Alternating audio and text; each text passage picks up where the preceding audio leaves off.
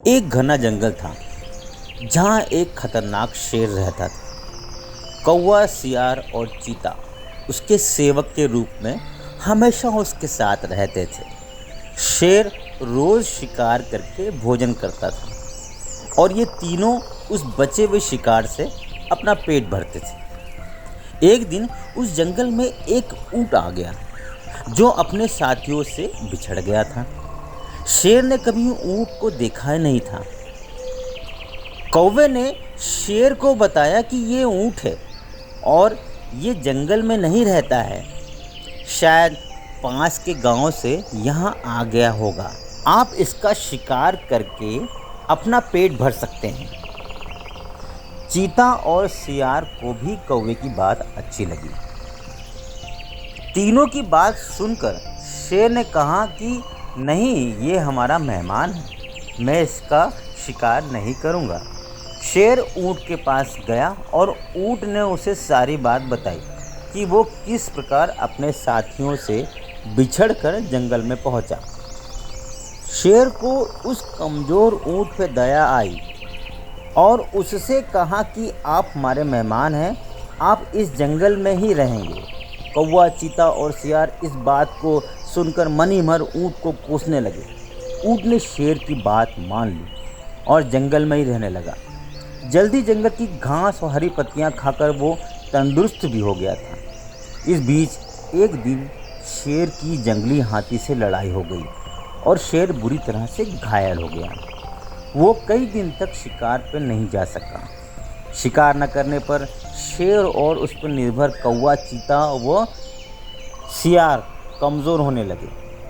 जब कई दिनों तक उन्हें कुछ भी खाने को नहीं मिला तो सियार ने शेर से कहा कि महाराज, आप बहुत कमज़ोर हो गए हैं और अगर आपने शिकार नहीं किया तो हालात और ज़्यादा ख़राब हो सकते हैं। इस पर शेर ने कहा कि मैं इतना कमज़ोर हो गया हूँ कि अब कहीं भी जाकर शिकार नहीं कर सकता। अगर तुम लोग किसी जानवर को यहाँ लेकर आओ तो उसका शिकार करके मैं अपना और तुम तीनों का पेट भर सकता। इतना सुनते ही सियार ने तपाक से कहा कि महाराज, अगर आप चाहें तो हम ऊँट को यहाँ लेकर आ सकते हैं, आप उसका शिकार कर लीजिए। शेर को यह सुनकर गुस्सा आ गया और बोला कि वो हमारा मेहमान है, उसका शिकार मैं कभी नहीं करूँगा। सियार ने पूछा कि महाराज, अगर वह स्वयं आपको आपके सामने आकर खुद को समर्पित कर दे तो? शेर ने कहा, तब तो फिर मैं उसे खा सकता हूँ। फिर सियार ने कौवे और चीते के साथ मिलकर एक योजना बनाई और ऊँट के पास जाकर बोलने लगा कि हमारे महाराज बहुत ही कमज़ोर हो गए हैं, उन्होंने कितने दिनों से कुछ नहीं खाया है। अगर महाराज हमें भी खाना चाहें तो मैं खुद को उनके सामने समर्पित कर दूंगा। सियार की बात सुनकर कौवा और चीता और ऊँट भी बोलने लगे कि मैं भी महाराज का भोजन बनने के लिए तैयार हूँ। चारों शेर के पास गए और सबसे पहले कौवे ने कहा कि महाराज, आप मुझे अपना भोजन बना लीजिए। इस पर सियार बोला कि तुम बहुत छोटे हो, तुम भोजन क्या नाश्ते के लिए भी ठीक नहीं हो। फिर चीता बोला कि महाराज, आप मुझे खा जाइए। तब सियार ने कहा कि अगर तुम मर जाओगे तो शेर का सेनापति कौन होगा? फिर सियार ने खुद को समर्पित कर दिया।